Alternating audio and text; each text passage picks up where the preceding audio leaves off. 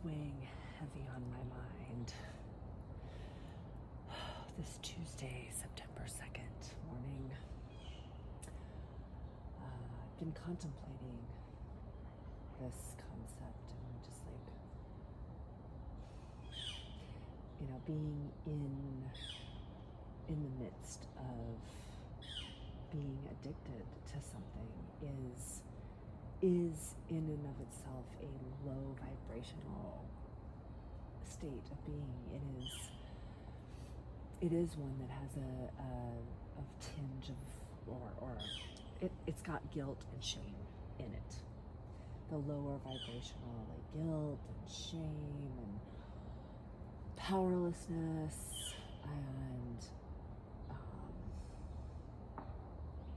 making amends and righting all the wrongs, and it's just that is when you're in the addiction, when you're in it, that's how it feels.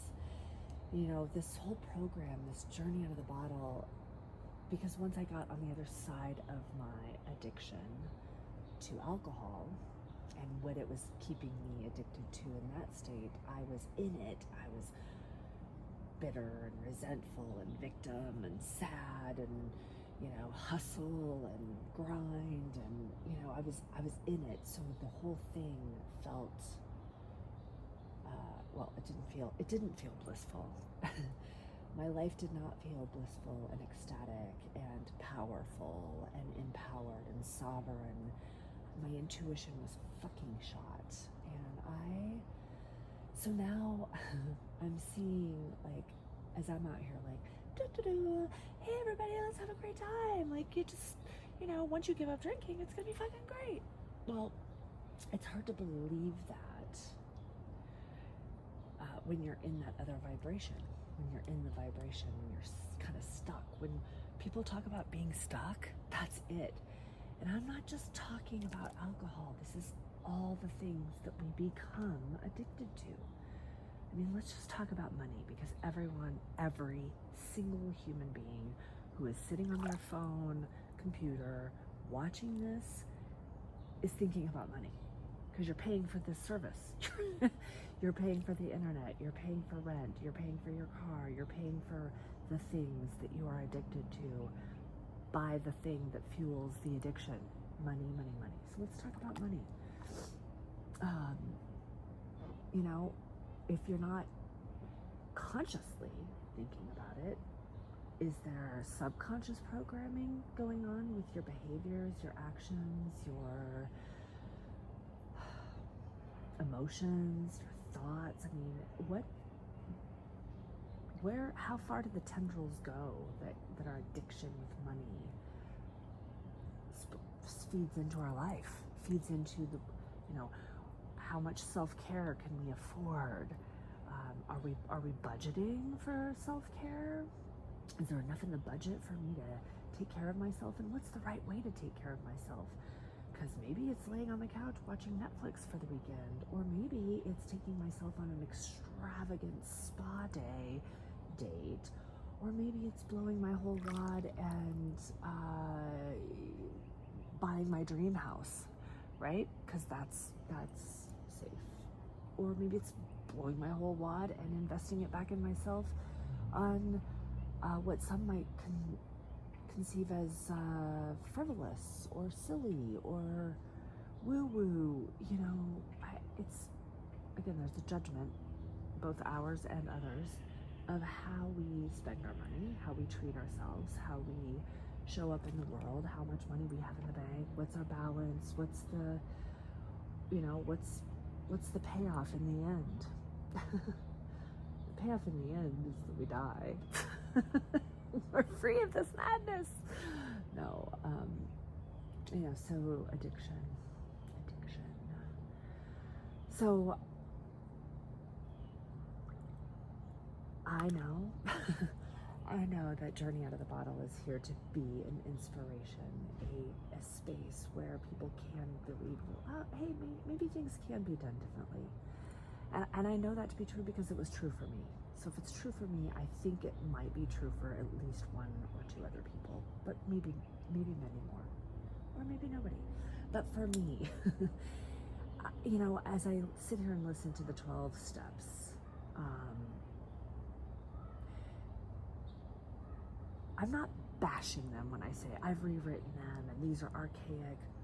I now see that when you're in the addiction, you're looking for anything, something, but sometimes you only resonate with the shame and the guilt shit. And shame and guilt will keep us stuck in the spiral of why those 12 steps often don't work. Because keeping ourselves, or unconsciously, and I don't think that AA meant to like keep us in a fear, victim, shame, guilt, I've got to be anonymous alcoholic. Like that's just kind of the way it was then, but it doesn't have to be that way now.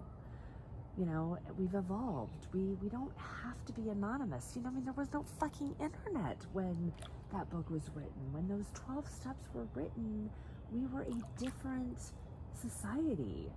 So things did need to feel maybe more anonymous, you know? Like, you had to take out a personal ad in the paper to find a date. Desperately seeking Susan. I mean, so times have changed, and we have evolved past that. So let's take those 12 steps and now infuse them with hope, with inspiration, with I'm gonna get rid of the shame and the guilt because that's what's keeping me stuck in this loop. And I'm gonna feel empowered and sovereign, and I'm gonna light up my intuition. I'm gonna light up my intuition, and I'm gonna feel good about myself. And I know that there are things that are sold out there that, again, because back in the day, like, we can sell solvents and chemicals to clean our dishes and remove paint from the walls, but we don't need to do that anymore. We don't need to do that anymore. Oh, and there's the bubbles. All right, so addiction. We can become addicted to anything, and our self-awareness, our consciousness, our evolution is rising, changing.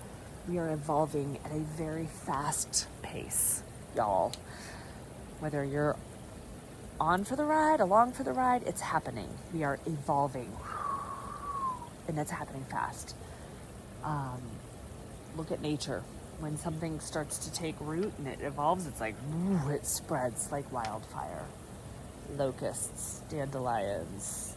I mean, you know, an infestation is just an evolution gone wild. And we as humans are doing that. So my point is that we can take these 12 steps and now infuse them with love and turn them into 11 empowering statements. I mean, that's my hope. That's my plan, and I'm sticking to it. And I want Journey Out of the Bottle to be a space for inspiration and hope and community, where we can be like, oh yeah, whew, I dusted that shit off. I don't put those things into my body anymore. I don't take those pills. I don't ingest those crappy foods. I don't, I'm trying not to pollute the earth as much. I don't put alcohol, ethanol into my system anymore. I'm taking care of myself, and I want to find others that are taking care of themselves and finding the hope and the joy, the joy in life. Because once you remove some of that shit, you can experience joy much more readily. When people talk about thinning the veil and going through the veil, and that's woo-woo, but that's what happens. Is like, oh, I'm clear. I'm clearing away from this crappy crap, and I can see things much more clearly. And it's a beautiful planet that we live on. It's beautiful. It's so beautiful. It's beautiful. Okay, God, that's only less than 10 minutes. All right, that's good.